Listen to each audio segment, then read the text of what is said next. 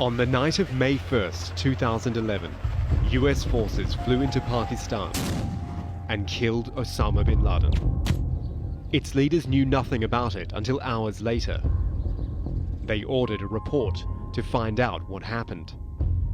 But 18 months later, they suppressed its findings. Al Jazeera has released a copy of that document. And now we reveal the details of Pakistan's bin Laden dossier. This is the report the Pakistani government never wanted you to see. A 300-page study of the raid that killed Osama bin Laden, kept secret by the Pakistani government. We have verified it as genuine. We have made its findings public.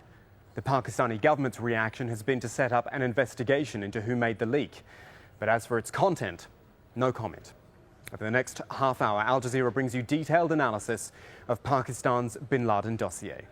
The report reveals previously unknown details about Osama bin Laden, how the al-Qaeda leader moved around at first in the northwestern provinces in South Waziristan, in places like Peshawar and Bajar in Swat. It was there in 2003, a clean-shaven Osama bin Laden was in the back of a car stopped for speeding, but escaped unrecognized. He settled in Haripur for 2 years before moving to that infamous compound in Abbottabad. That was in 2005. There he lived as a recluse, even wearing a cowboy hat to avoid detection from above. But in early May of 2011, Osama bin Laden's luck ran out. With more details on his life and the raid that ended it, here's Clayton Swisher. This was where Osama bin Laden lived for 6 years, a home registered under a fake ID. The Pakistani report indicates that no one knew he was there, at least not officially. But it was not for a lack of clues. This is what the investigation found out. The al-Qaeda leader hired 2 brothers to guard him and paid each 9,000 rupees a month. That's about $90 to the so-called Kuwaiti brothers, Ibrahim and Abrar, for guarding the world's most wanted. In 2005, just 2 months after bin Laden moved in, a massive earthquake struck. A local policeman tells the commission the compound walls collapsed. Bin Laden was exposed, but he still was not found. He lived with his 2 youngest wives for years. His eldest wife was escorted to Abbottabad just 3 months before the American raid. Before that, the document confirms Khairiyah stayed in the Iranian capital Tehran for nearly 8 years, 2002 to 2010. The report also contains evidence of previously unknown preparations made for the raid by the CIA. Nearby poplar trees were cut down. The Army's top lawyer suspects it was to facilitate the approach of the U.S. helicopters. A man called Saeed Iqbal went on a nearby roof and took photographs. Iqbal was a former ISI officer with his own security firm. Pakistan's spy chief tells the commission his profile matched that of a CIA recruit. And since the raid, Iqbal tried to sell his property, and the report notes that he fled the country. The night of the raid takes on a new narrative, as told by Pakistani witnesses and bin Laden's wives. First, 4 to 5 vehicles are seen leaving the U.S. Embassy towards Abbottabad. The Army suggests they may have been CIA agents to assist the helicopters. U.S. choppers take off from Jalalabad Air Base in Afghanistan after 2,300 hours. They fly low and fast over the border, entering Pakistani airspace around 20 minutes later. Pakistani radars do not detect them. The report says they are at rest, or as the Air Force prefers, peacetime deployment. At about 30 minutes after midnight, 2 Black Hawks arrive at the compound. The sound of the helicopter wakes bin Laden and his youngest wife, Amal. She tells investigators bin Laden said the American helicopters had arrived. She went to turn on the light, but the sheikh says no. It's no use anyways. The electricity cuts out across the area. At the same time, one of the American choppers crashes nearby. Locals hear it. Amal sees an American soldier on the landing. She rushes him. But he screamed, "No, no," and shot her in the knee. In the report, the eldest wife says one of the soldiers seemed as frightened as her. He looked as if he'd seen a witch. At 1:06 a.m., U.S. forces blow up the downed helicopter and leave. The document details how the Air Force only learns of the raid on television. At 2:07 a.m., the Army chief orders jets to shoot down the intruding helicopters. It takes them up to 16 minutes to reach the area. And it's too late anyway. The Americans have already gone, taking bin Laden's body with them. Clayton Swisher there with that report about what the report says about the raid. But, you know, it goes much deeper than that. And we've got Ijaz Haider with us here to help us wade through it all. He's a Pakistani journalist who focuses on strategic, political and defence issues. And it's a pleasure to have you with us, Ijaz. Thank you for having me here. Tell me about your initial reaction to this very report. It's a great report. It's candid and it makes a very serious attempt to broadly look at the issues of governance implosion, as they say, civil-military relations, how that has impacted and became a reason for why the May 2nd raid happened and why Osama bin Laden actually lived in Pakistan undetected. Surprisingly candid, would you say, given the way that the Pakistanis were happy to turn the mirror on themselves as well? Absolutely. I wouldn't say surprisingly candid, but I do find, what I find interesting is that they've actually interviewed the concerned people and given their observations. And those observations are very candid. And I think it's excellent that this report has come out.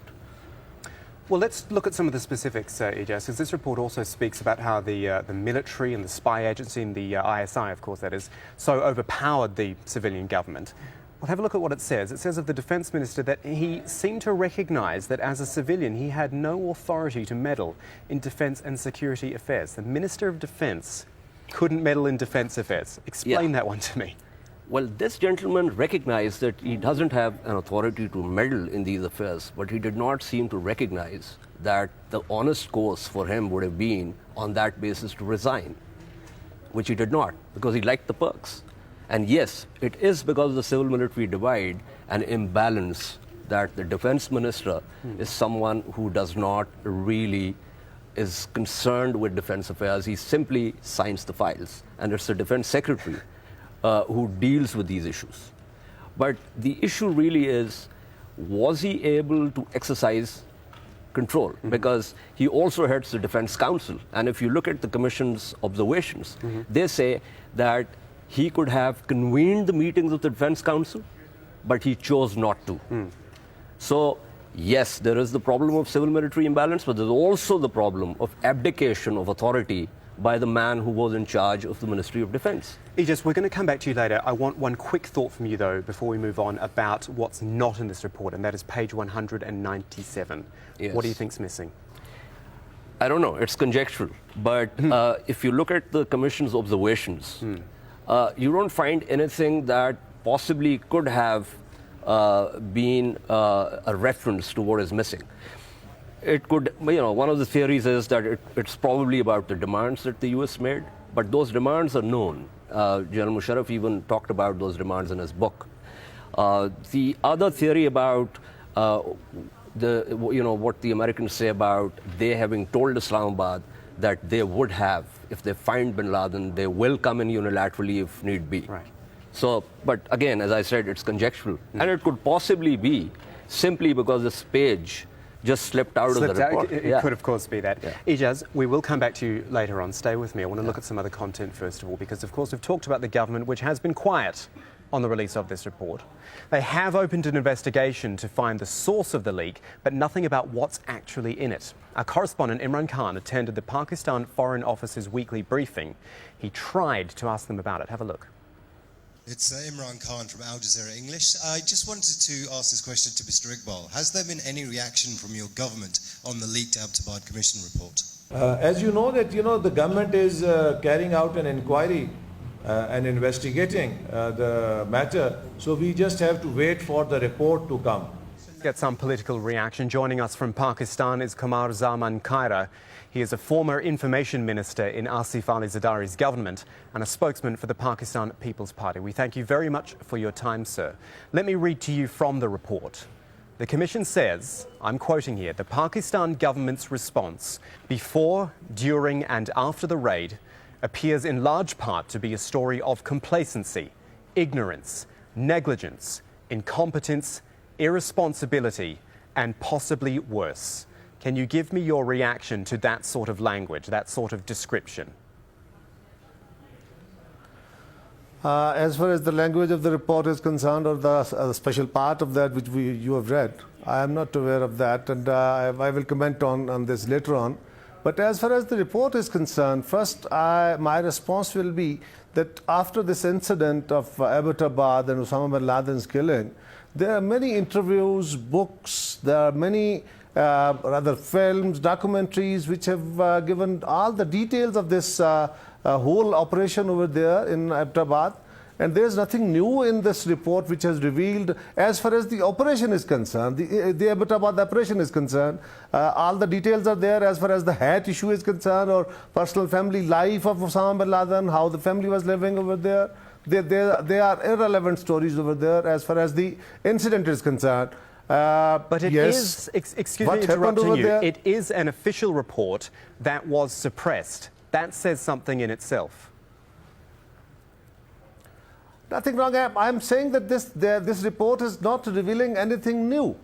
All these incidents, all these facts, rather I think General John Abi Zaid's report, which was published in the name of letters from Abbottabad, which was published in some paper, and that has given all the detail, micro detail of that, and this report is just seconding it. I think, as far as I am concerned, there is nothing new except all those the irrelevant issues when one agency is saying something and alleging the other agency and shifting the responsibility. But that is basically the Pakistani establishment to look into it. But as far as the international community is concerned, is there. I think this report is not revealing something very substantial for the international community to be concerned. Yes, Osama bin Laden was there. Yes, he was killed. Why Pakistani government's response was slow, and why they were not prompt, they did not prompted it. Well, this is the key, isn't it? Concerned, as my knowledge is concerned. It is very critical of the Pakistani government, and in fact, soon after the raid, the Foreign Ministry issued a statement saying it recognized the death of Osama bin Laden was a milestone in the fight against terrorism. But the Commission said that statement was truly shameful. It twisted and turned and went through all the convolutions of an acrobat to avoid explicitly condemning the US action. The statement dripped with confusion, fear, hypocrisy, deceit and insincerity. Explain to me all these things. Just look the other side. If the Pakistani forces response, suppose they detected the helicopters and they responded it, and there was a clash in the by Pakistani Air Force, and some one or two helicopters were drowned, then what happened? Then what would have happened? What would have been the circumstances? But as far as Pakistan is concerned, my first response is that the technology, there are 2-3 things which I will explain in very short time. That the technology which was used by the Americans, that is stealth technology, and Pakistan does not have those radars with Pakistani Army or Air Force which can detect the stealth technology.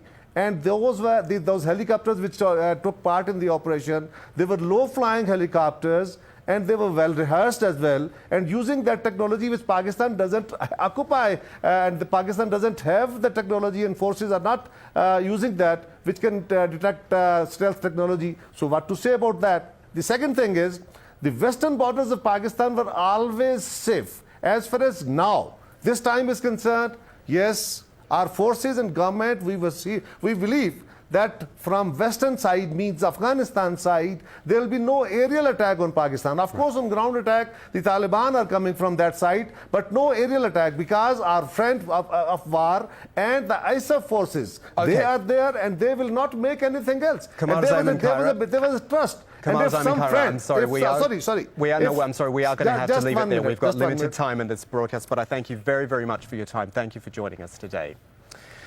Now, although it criticises all arms of the Pakistani state, the Commission saves some of its toughest words for the United States. The authors say the raid was an act of war and an example of American arrogance. From Washington, D.C., here's Josh Bernstein. The report focuses on the fact that the U.S. raid not only killed bin Laden, but also 3 Pakistani citizens while violating the nation's airspace. In Islamabad, leaders only learned about it on television. Not long after, there were protests across the country. U.S. Admiral Mike Mullen, the highest-ranking military officer in the United States, only called Pakistan's Chief of Army Staff at 5 a.m. the next morning, 6 hours after the raid began. The raid was the greatest humiliation visited upon the country since its breakup in 1971. Ever since the war in Afghanistan in 2001, Pakistan was always an unenthusiastic ally in what the U.S. called its war on terror. President Musharraf was enthusiastic, I think, primarily because he saw a way to get his country out of pariah status and the 10-year divorce it had with the United States. There were others, particularly ISI, which for 10 years had fostered a different policy. The U.S. became frustrated and planned to hunt for bin Laden alone, but for that, it needed access. According to the report, the U.S. turned to the Pakistani ambassador to the U.S., Hussein Haqqani. The report accuses Haqqani of providing hundreds of visas, which ultimately facilitated the unilateral manhunt for Osama bin Laden.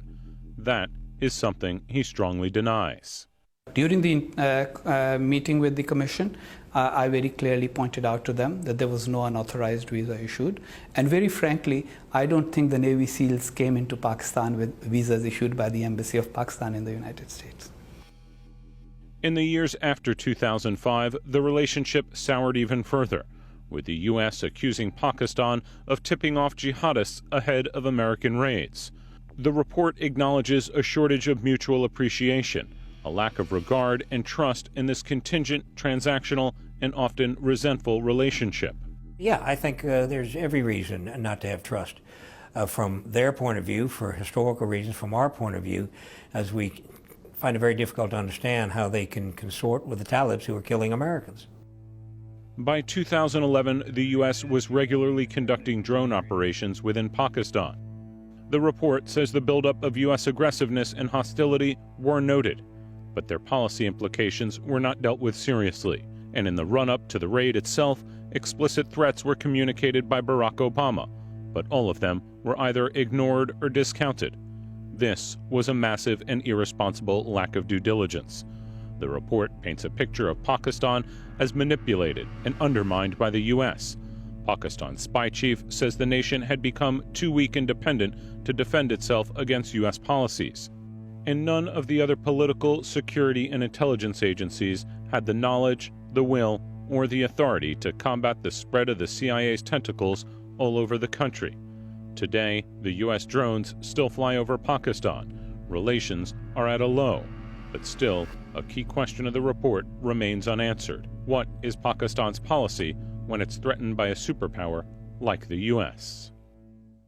Well, let's look more at the U.S. side of this report. Cameron Munter was the U.S. ambassador to Pakistan at the time of the raid. I spoke to him earlier and put this quote from the report to him. The Foreign Secretary said that after 9/11, there were no written agreements.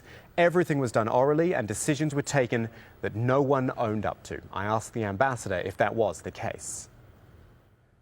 Well, as you know, there are certain relationships that states have when there are formal military agreements.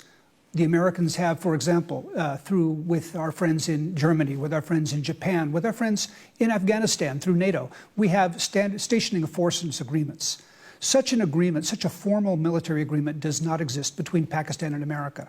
So during the time that I was there, many arrangements were made for assistance, for Americans to work with Pakistanis to try to fight against the common enemy, and many of these things were put down on paper.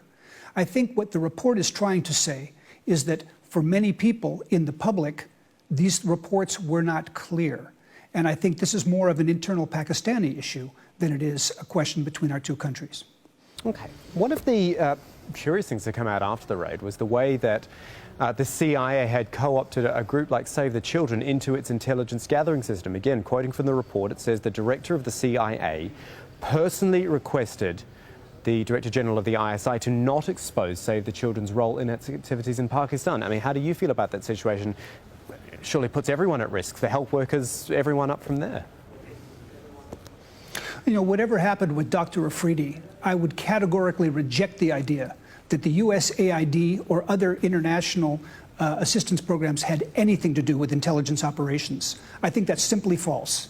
And I think that the idea that people would mention this or even accuse these groups like Save the Children or like USAID of being involved in intelligence operations is simply not wrong, and it's irresponsible. These people are in Pakistan as partners. They're there to help Pakistanis. And I think it's irresponsible to claim that they had something to do, anything to do with the intelligence operations. The report said that explicit threats were communicated by President Obama about the raid. Did you at any time warn Pakistan or inform them directly, indirectly, that this was coming? Did you even know it was coming? We did not, no. We or and you? I'll make no other comments about that. Yes, I was aware of the raid, but there are no further comments about that. Okay, then. The report suggests, and they've put a name here as well, Lieutenant Colonel Syed Iqbal, who was a retired Pakistan ISI officer, taking photographs of the bin Laden compound. Now, in your position, were you aware of any situation where Pakistani soldiers, retired or otherwise, were recruited effectively to spy and to effectively set all of this up? I have nothing for you on that. One final thought for you, and that is on the American drone attacks. The DG of the ISI said there were no written agreements. There was a political understanding. Can you tell us about that political understanding, as far as the drones go? Yes, I'm afraid that because of the classified nature of the drone program, that's not appropriate for me to comment at this time. Okay, the situation we have is an American raid on Pakistani soil. If that situation was reversed, I mean, explain to me how the United States would react. In this particular case, there was disappointment on the Pakistani side, and yet, when I spoke with leaders, both civilian and military, the night of the raid, the first words out of their mouths, both civilian and military leaders, was congratulations. Why? Because they understood, just as we understood, that this was someone who the world needed to deal with. And so, tough as that was, and tough as the aftermath was, we all feel that this is someone who we all had to go after.